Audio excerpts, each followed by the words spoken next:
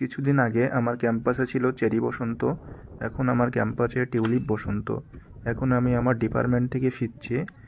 আজ অনেক দিন পরে রৌদ্রর মুখ দেখতে পেলাম, প্রায় 1 সপ্তাহ পরে। এই কদিন অনেক বৃষ্টি হচ্ছিল, তো আজ একটি রৌদ্র উজ্জ্বল দিন। এখানে অনেকগুলো টিউলিপ ফুল ফুটে উঠেছে। এটা হচ্ছে হর্টিকালচার ডিপার্টমেন্টের সামনে।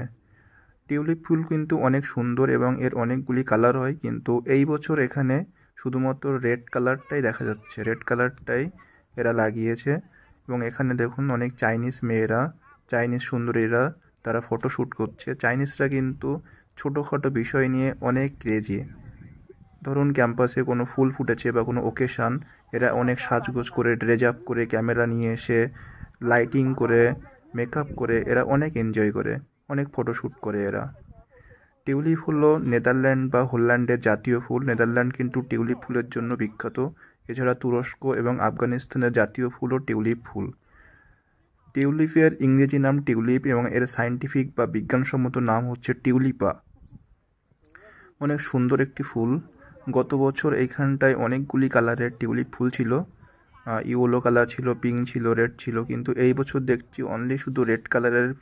তার মধ্যে আজ রবিবার, ছুটির দিন, সবাই বাইরে থেকে আমার ক্যাম্পাসে ঘুরতে এসেছে, এনজয় করতে চলে এসেছে। ভিডিওটি কেমন লাগলো সবাই কমেন্টে জানাবেন। আর এমন সুন্দর সুন্দর ভিডিও পেতে আমাকে সাবস্ক্রাইব বা ফলো করে পাশে থাকবেন। ধন্যবাদ সবাইকে।